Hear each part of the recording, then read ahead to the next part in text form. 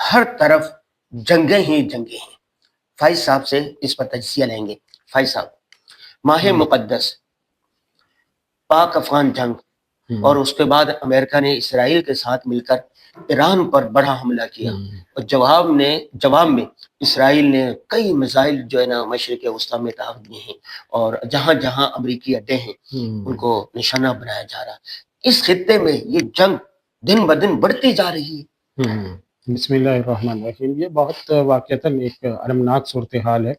جنگ کسی کے لیے بھی اچھا آپشن نہیں ہوتا، یعنی کوئی بھی جان بوجھ کے اس کو اختیار نہیں کرتا ہے. اصل مسئلہ یہ ہوتا ہے کہ جب طاقت جو ہے وہ ٹکراتی ہے، جب طاقت اور مفادات ٹکرا جاتے ہیں تو اس وقت میں ہر ملک اپنے مفاد کو اور اپنی طاقت، اپنی بالادستی کو ترجیح دیتا ہے. تو یہ جو دونوں جنگوں کا آپ نے ذکر کیا ہے، دونوں کی نوعیت مختلف ہے، لیکن اس کا جو نشانہ بن رہا ہے وہ ایک ہی خطہ ہے، یعنی وہ ہمارا جو خطہ ہے جنوبی ایشیا کا، اسی میں ہی یہ دونوں جنگیں. تو اصل افسوسناک بات یہ ہے کہ اس میں یہاں پر آ رہی ہے، پھر مشرق وسطیٰ اس کا نشانہ بنتا ہے. مشرق وسطیٰ اور ہمارا جو جنوبی ایشیا ہے، ان میں زیادہ تر جنگیں چھڑ رہی ہیں. تو یہ ایک افسوسناک بات ہے، کیونکہ آگے جو پوٹینشل ہے یا کسی بھی علاقے کی جو ترقی ہوتی ہے وہ تب ہوتی ہے جب وہ جنگوں سے نکل کر معیشت کی دوڑ میں شامل ہوتا ہے. اور جنگ جو ہے وہ دنیا کا سب سے مہنگا شوق ہے. جنگ میں ایک ایک ہتھیار، ایک ایک جہاز، ایک ایک بم اربوں ڈالرز کا ہوتا ہے، اور ایک ایک دن کا جو جنگ کا خرچہ ہوتا ہے وہ بلینز آف ڈالرز میں جاتا ہے. اور انسانوں کی جانیں ضائع ہوتی ہیں. ظاہر ہے یہ کتنے معذور ہوتے ہیں. تو بہرحال یہ تو ایک اہم سوال ہے، جن سوشل سائنسز کے جو ماہرین ہیں وہی اس پر بات کرتے ہیں کہ جنگ اصل ہے یا امن اصل ہے. تو اس پر بھی لوگ کہتے ہیں کہ جی اصل تو جنگ ہے، اور امن جو ہے وہ دو جنگوں کے درمیان جو ایسا عرصہ جس میں جنگ نہ ہو رہی ہے وہ امن کہلاتا ہے. تو اصل دنیا میں جنگیں ہیں، لیکن بہرحال مفادات کا ٹکراؤ ہے، طاقت کی دوڑ ہے. اس طاقت کی دوڑ، مفادات کے ٹکراؤ میں اپنے ملک کے لیے کیا آپشنز ہیں؟ آپ کی اس بات سے ہم اتفاق نہیں کر سکتے کہ جنگیں اصل ہیں. دیکھیں رسول اللہ صلی اللہ علیہ وسلم نے تعلیمات، اسلام کی تعلیمات دیکھو تو وہاں پر امن امن امن ہے. اور فتح مکہ کے وقت آپ صلی اللہ علیہ وسلم نے سب کو معاف کیا. اور جنگ تو حضور صلی اللہ علیہ وسلم نے جتنی جنگیں لڑی ہیں جو خود نہیں لڑی، لوگوں نے مسلط کی تو پھر جنگیں لڑی ہیں. اور اتنی جنگوں میں دیکھیں 1000 سے کم لوگ مارے گئے ہیں سارے. لیکن معاف کرنے کا، عفو درگزر کا، اس کا حکم دیا گیا ہے ہمیں کہ معاف کرو، آگے بڑھو. معاف کرنے سے ملک قوم آگے جاتے ہیں نا. جنگ تو ایک مجبوری کا نام ہے. صحیح ہے، ظاہر ایسی بات ہے. دیکھیں جو پاکستان افغانستان کی جو موجودہ صورتحال ہے اس میں پاکستان کے پاس اس کے علاوہ کوئی آپشن رکھا نہیں تھا. پچھلے سال سے 3 سال ہو گئے، 2021 سے لے کر پاکستان آج تک درخواستیں کر رہا ہے، کبھی ملاقاتیں کر رہا ہے، کبھی ڈیلیگیشن بھیج رہا ہے، کبھی علماء کو بھیج رہے ہیں، سیاستدان جا رہے ہیں، وزیر خارجہ چلے گئے ہیں، آپ کے افواج پاکستان مل رہے ہیں، کراس بارڈر جو ہے وہاں نیویگیشن جو ہو رہی ہے ان کی آپس میں ملاقاتیں. تو یہ سب کچھ ہو گیا، اور اس کے بعد بھی آپ کی اتنی شہادتوں پر شہادتیں ہوتی جا رہی، یہاں تک کہ اب آپ کے کمانڈرز ان کا نشانہ بن گیا. آپ کے بڑے بڑے جو عسکری اور فوجی مراکز ہیں ان کو نشانہ بنایا جا رہا ہے. ایک ایک دن میں 26 جگہوں پر، 50 جگہوں پر حملے ہو رہے ہیں. تو ظاہر ہے پھر آدمی کتنے حد تک برداشت ہوتی ہے. آپ کے اوپر بھی کوئی دنیا میں کبھی آپ نے کسی ایک گھر کو دیکھا کہ اس کے اندر ایک پڑوسی ایک دن مار رہا ہے، دوسرے دن مار رہا ہے، تیسرے دن مار رہا ہے، 4 سال مار رہا ہے، 5 سال مار رہا ہے، اور پھر اس کے حملے بڑھتے ہی چلے جا رہے ہیں. تو کوئی دنیا میں کوئی ایسا آدمی ہے جو کہے گا کہ نہیں بھی برداشت کرو، مرتے رہیں ہمارے؟ اس کی ایک حد ہوتی ہے. حد ہوتی ہے. ظاہر سی بات ہے کہ اس کا مطلب یہ ہے کہ یا تو آپ اپنے خاتمے کے لیے تیار ہو جائیں. قرآن اور حدیث بھی ہمیں یہ حکم دیتے ہیں کہ بھائی اگر تم پر کوئی جو مظلوم ہے اس کو بولنے کا حق ہے. اچھا دوسری بات یہ ہے، آپ تاریخ کے طالب علم ہیں، ہم بھی تاریخ کے طالب علم ہیں، کہ یورپی ممالک کی تاریخ پڑھیں. یہ یورپی ممالک آپس میں کتنی جنگیں ہوئی ہیں، صلیبی کتنی جنگیں ہوئی ہیں. یہ لوگ کتنے لڑ کے جب یہ تھک گئے انہوں نے کہا بیٹھ کے مذاکرات کرو، امن کرو، کچھ لو کچھ دو. اب ان یورپی 28 ممالک کے آپس میں سرحدیں بھی نہیں ہیں. ایک ویزا لے لو 28 ممالک، اور وہاں کے عوام خوشحال ہے. کوئی ہمارے جو مسائل ہے بے روزگاری، غربت، وہاں پر یہ نہیں ہے. تو کیا جنوبی ایشیا میں، مشرق وسطیٰ میں یہ لڑیں گے لڑ کے جب تھک جائیں گے پھر امن آئے گا؟ देखिए, इसमें 2-3 चीज़ें अलग हैं। एक सबसे पहली चीज़ तो ये कि यूरोप में जाकर जो अमन आ गया, तो वहाँ पे आइडियोलॉजी उनकी एक है, यानी फ़िक्र और नज़रियाती लिहाज़ से सब एक फ़िक्र, एक नज़रिए के लोग हो गए। हम्म, फिर उसके बाद जाकर वो जंगें जो हैं वो एंड हो गई। अब यहाँ पे भी जो आलमी इस्लाम यानी इस्लामी ममालिक है, मशरिक़ वुस्ता, मिडल ईस्ट के जो ममालिक हैं, वो तमाम आपस में इस तरह के मुज़ाकरात कर सकते हैं, मुआहदात कर सकते हैं, इस तरह के कोई भी जो है वो मुआहदा करके आपस में यूनियन बना सकते हैं। जिस तरह यूरोपीय यूनियन ने बनाई, इस तरह हम कोई इस्लामिक यूनियन बना सकते हैं। हम्म, लेकिन मसला ये है कि यहाँ पे ये जो पूरा खित्ता है हमारा जनूबी एशिया और मशरिक़ वुस्ता का, यहाँ पे बहुत सारे रिसोर्सेज़ अल्लाह ताला ने रखे हैं। हम्म, वो रिसोर्सेज़ ऐसे हैं कि जो पूरी दुनिया की नज़रें उन पर हैं। मसलन पेट्रोल सबसे पहले नंबर पे आता हम्म, है। पेट्रोल जो है अल्लाह ताला ने पूरी दुनिया में नहीं रखा है, वो उसके सबसे बड़े ज़ख़ीरे ये इसी खित्ते में रखती हैं। एक जो ख़लीज फ़ारिस है, दूसरा कैस्पियन सी में है। हम्म, तो ख़लीज फ़ारिस और कैस्पियन सी में ये इश्यू रहेंगे, ताकतवर मुल्कों की जंग इस पर होगी। हम्म, अभी भी आपने देखा होगा कि अमेरिका ने इंडिया के ऊपर कितना प्रेशर डाला, और हम्म, अमेरिका ने इंडिया यानी डोनाल्ड ट्रंप ने मोदी पर कितना प्रेशर डाला, और आखिर में उनको इस पर मजबूर किया, झुका लिया कि आप जो हैं वो रशिया से पेट्रोल नहीं खरीदेंगे। हम्म, सही है? यानी आपके खरीदो फरोख्त, डील, आपका जो लेन-देन है, इसके ऊपर दुनिया के मफादात तय हो रहे हैं, दुनिया में तरजीहात तय हो रही हैं, हम्म, वरना उससे पहले उन्होंने प्रेशर डाल के रखा हुआ था। हम्म, तो बिल्कुल इसी तरह ये जो हमारा जिस खित्ते की हम बात कर रहे हैं, यहाँ पे एक तो है ईरान-अमेरिका जंग, हम्म, उसकी वजूहात और हैं, वो है बालादस्ती की जंग, और एक ये है जो जो हम पाकिस्तान और अफ़गानिस्तान के अभी ये जो मसला शुरू हुआ है। हम्म, तो पाकिस्तान अफ़गानिस्तान का मसला वो ख़वारिज का है, वो एक तारीख़ी हकीकत है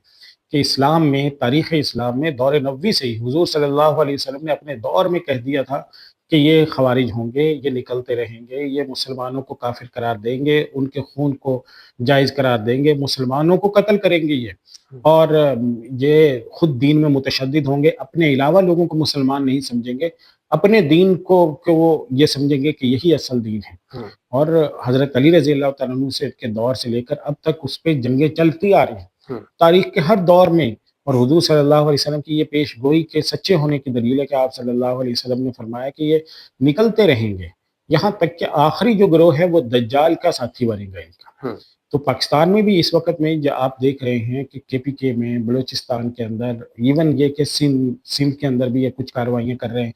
तो ये तमाम कार्रवाइयाँ क्यों हैं? ये इसी फ़िक्र के कि पाकिस्तान कुफ़रिया रियासत है, हम्म, पाकिस्तान की फ़ौज काफ़िर है, पाकिस्तान की रियासत काफ़िर है, ये कुफ़रिया रियासत है, यहाँ पर हमले करना जायज़ है। उसी कुफ़रिया रियासत के मुलाज़िमीन भी काफ़िर हो गए, हम्म, उनको करार दिया जाता है, और इसकी बुनियाद पे इन पर हमले किए जा रहे हैं। हम्म। तो ये ये यानी एक फ़िक्री लंबा मौज़ू है, इस पर हम अलग से प्रोग्राम करेंगे।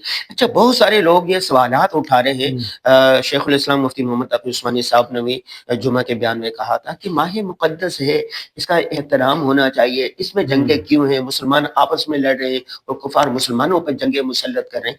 ये बताइए, क्या तारीख़ इस्लाम में ऐसा मिलता है कि माह मुक़द्दस में जंगें हुई हों?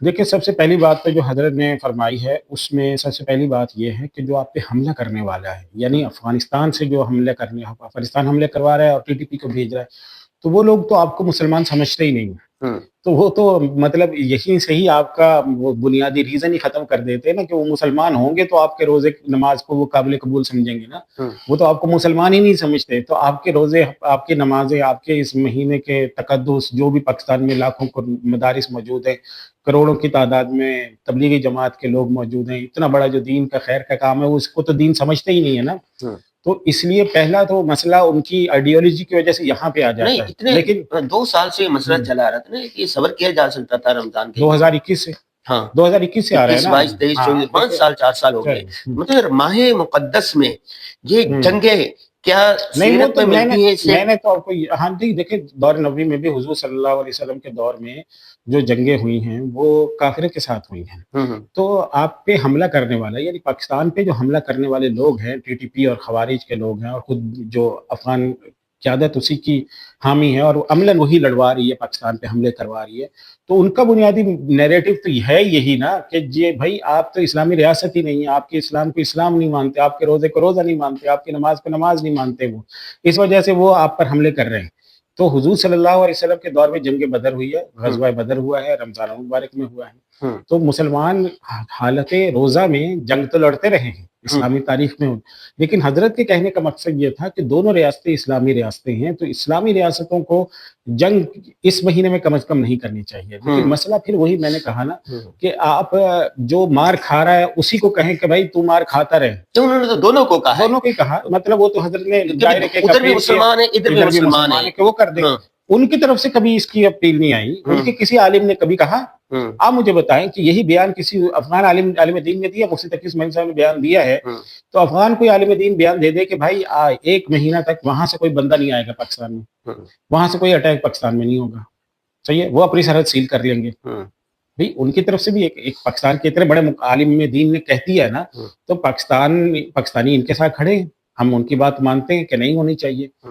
کوئی ایک بندہ وہاں سے بھی کہہ دے. ان کے بھی اتنے بڑے بڑے علماء، ان کا تو جو خلیفہ ہے وہ خود عالم دین ہے، پاکستان میں مدرسے میں استاد رہا ہے، یہاں پہ کچلات میں مدرسہ چلاتا رہا. اچھا دوسری بات یہ ہے کہ آپ جتنی جنگیں ہیں 50 سال کی پرانی جنگیں اٹھا کے دیں، دور نہ جائے 50 سال کی جتنی جنگیں ہوتی ہیں، جنگ کے بعد بالآخر مذاکرات ہونے ہوتے ہیں، ٹھیک ہے، بالآخر مذاکرات ہونے ہوتے ہیں.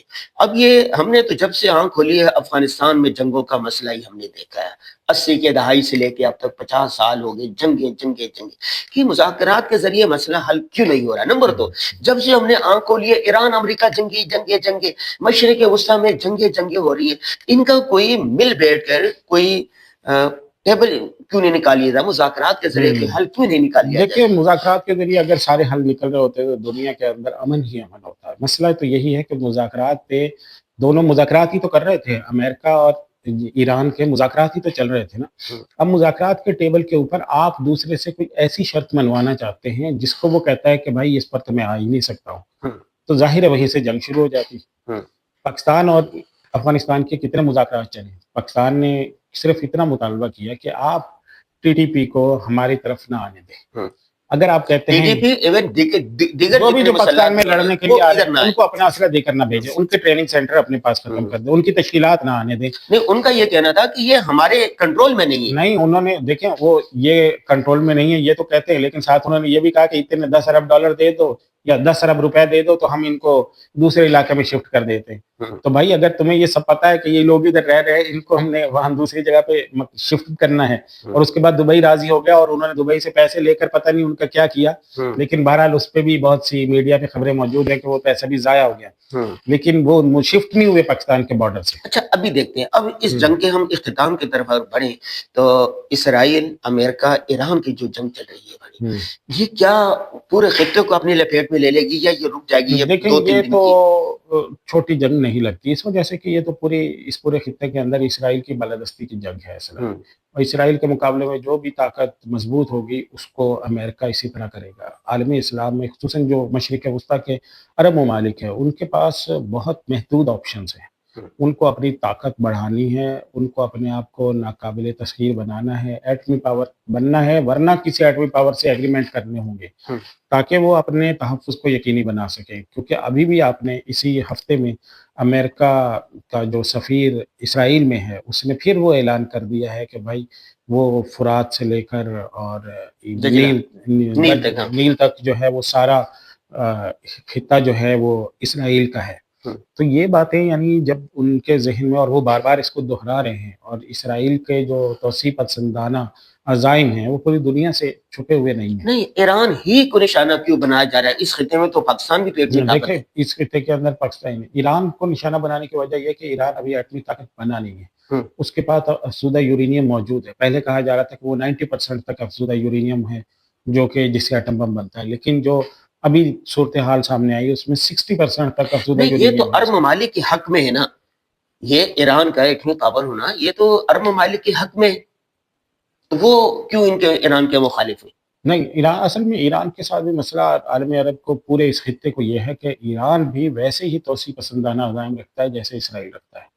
ایران بھی تو پھر اپنے اس تمام طاقت کو استعمال کرتا ہے عالم اسلام کو کمزور کرنے کے لیے. ایران سے ملنے والے جتنے بھی اسلامی ملک ہیں وہاں پہ انہوں نے اپنے مذہب کی، اپنے مسلک کی جو ہے تحریکات شروع کی ہیں، تبلیغ شروع کی ہے، وہاں پہ انقلابات لے کر آیا، کوئی نہ کوئی انریسٹ اس نے پیدا کیا ہے۔ آپ بحرین کو دیکھیں 50% انہوں نے اپنے قبضے میں لے لیا ہوا ہے، صحیح ہے۔ قطر والے بڑی مشکل سے بچے ہوئے ہیں ان کے سے، یمن کے اندر دیکھ لیں انہوں نے کیا حشر کر دیا، عراق کے اندر انہوں نے قبضہ کر لیا، پھر شام میں ان کا کتنا انفلوئنس رہا ہے۔ تو یہ پورا جو خطہ ہے عالم عرب میں، تو اس میں اس پورے خطے پہ بالادستی کا وہ دوسرا بڑا گھوڑا ہے اس میدان کا۔ اب عام آدمی، عام مسلمان ان حالات میں جب وہ دیکھتا ہے کہ جنگیں ہو رہی ہیں، مسلمان آپس میں مر رہے ہیں، دوسرے شہید ہو رہے ہیں، قتل غارت، کیا کریں؟ دیکھیں اس میں سب سے اہم سبق تو وہی ہے جو قرآن مجید نے مسلمانوں کو دیا ہے کہ اعدوا لهم ما استطعتم من قوة، کہ تیاری کا مرحلہ وہی ہوتا ہے جب جنگ نہ چھڑی ہوتی ہے۔ جنگ چھڑ جاتی ہے پھر آپ کے پاس آپشن بہت تھوڑے ہوتے ہیں۔ نہیں، وہ تو تو حکومت ابھی تیاری کرے گی نا، عوام کیا کرے گی؟ ہاں، عوام یہی کرے کہ اپنے ملک کو مضبوط کریں، اپنے دفاع کو مضبوط کریں، اپنے اقتصاد کو مضبوط کریں، اپنے جو ملک ہے اس میں استحکام لانے کی کوشش کریں، آپس میں اتحاد و اتفاق پیدا کریں۔ آپ کا جو دشمن ہے وہ بہت بڑا ہے، اس کی تیاری بہت بڑی، اس کے ہدف بہت واضح ہیں، اور کم از کم یہ ہے کہ اگر اس کا دست و بازو نہیں بن سکتے کہ فیک نیوز نہ پھیلائے، ایک نیوز نہ پھیلائیں، غلط پروپیگنڈا نہ کرے اپنے خلاف۔ ایسے ہی ہے، اور اپنے ملک کو کمزور نہ کریں۔ اس وقت تو بدقسمتی یہ ہے کہ آدھے زیادہ میری آپ دیکھیں، اتنے افسوس کی بات ہے کہ ایک شہید ہو جاتا ہے فوجی، ابھی یہ لیفٹیننٹ کرنل شہید ہوئے ہیں، تو ان کی والدہ کی ویڈیو کے اوپر لافٹر کے کمنٹ کر رہے ہیں، لافٹر کے ریئیکٹ کر رہے ہیں۔ یہ پاکستانی ہیں کیا؟ یعنی ایک آدمی آپ کے ملک کے لیے شہید ہو رہا ہے اور آپ اس کے اوپر ٹھٹھے اور مذاق اڑائے تو دشمن کی زبان بول رہے ہیں۔ تو مطلب کم از کم اپنے ملک سے اتنی محبت ہونی چاہیے کہ آپ اس کے نفع نقصان پہ خوش ہو سکیں، اس کا نفع ہو تو خوش ہوں، نقصان ہو تو آپ غمگین ہوں۔ اور دوسرا یہ ہے کہ اللہ تعالیٰ سے عافیت مانگنی چاہیے، عافیت مثلاً مانگے، دعاؤں کا اہتمام کرنا چاہیے، چونکہ جب اتنے لیول پر اتنی سنہری میں جنگیں ہوتی ہیں تو کوئی بھی اور اللہ کا بے شکر گناہ آدمی مارا جا سکتا مارا ہے جا اس میں۔ سکتا ہے، اور سب سے بڑی چیز اللہ کا شکر ادا کرنا چاہیے کہ اللہ تعالیٰ نے آپ کو مضبوط بنایا ہے۔ اگر آپ کے پاس یہ طاقت نہ ہوتی تو آپ کو تو ختم کر چکے ہوتے آپ کے دشمن، چیر پھاڑ کر چکے ہوتے۔ یہ جو فتنۃ الخوارج ہے، یہ وہ کتنی یہ طرف سے اپنے انڈیا لے فتنے ہیں۔ چکا ہوتا، ظاہر انڈیا، ہے وہاں اسرائیل، یہ سارے۔ انڈیا اپنی طرف سے نہیں آ سکا تو وہ دوسرے راستے سے آ رہا ہے، تیسرے راستے سے آ رہا ہے۔ آپ کے دشمنوں کے پاس اربوں ڈالر کی سرمایہ کاری موجود ہے اور وہ آپ کے اوپر مسلسل وار کر رہا ہے، اور جس پہ وار ہو رہے ہیں وہ آپس میں لڑائیوں میں لگے ہوئے ہیں۔ تو یہ بہت بری چیز ہے کہ کم از کم جو آپس کے اختلاف اور انتشار ہیں، ایک تو یہ ختم کرے، دوسرے صبح شام کی مصنون دعاؤں کا بھی مصنون اہتمام، دعائیں۔ اللہ مسبب الاسباب ہے۔ ہاں، اور حضور صلی اللہ علیہ وسلم نے فرمایا کہ لا تتمنوا لقاء العدو، کہ جب جنگ نہ چھڑی ہو تو دشمن کی تمنا نہ کیا کرو کہ ہم ہوتے تو کیا کر دیتے۔ ہاں، صلی اللہ العافیہ، اللہ تعالیٰ سے عافیت مانگو، عافیت اسلام۔ مانگو۔ ہاں، جب جنگ چھڑ جائے پھر فثبتوا، پھر ڈٹ جاؤ، پھر ڈٹ کے لڑو۔ تو اس وقت تک ہم اللہ سے عافیت مانگے کہ اللہ ہمیں ان سے بچائے، بڑے بول سے بچائے، تکبر سے بچائے، مسلمانوں کے خون سے ہاتھ رنگنے سے بچائے کہ اس کی کوئی بخشش نہیں ہے۔ تو ان ساری چیزوں سے بچنے کی کوشش کریں، تو اور پاکستان پہ شکر ادا کریں، اس کی طاقت کو کمزوری میں نہ بدلیں، اس کو مزید طاقتور بنانے کی کوشش کریں۔ جی ناظرین، آپ نے دیکھا کہ ہم نے یہ جو جنگیں چل رہی ہیں، پاک افغان جنگ ہے، اسرائیل امریکہ مل کر ایران کے ساتھ جنگ ہے، ایران نے آگے حملے کیے ہیں، اس پر ہم نے ایک تجزیہ کیا ہے۔ یہ غلط بھی ہو سکتا ہے، کوئی دوسرا پوائنٹ آف ویو بھی ہو سکتا ہے، لیکن عام آدمی کے کرنے کا جو کام ہے وہ یہ ہے کہ جس ملک میں رہتا ہے اس کے ساتھ وفادار ہو، اس کے دست و بازو بنے، اور صبح شام کی مسنون دعاؤں کا اہتمام کرے، اللہ تبارک تعالیٰ سے عافیت، خیریت اور بھلائی مانگے۔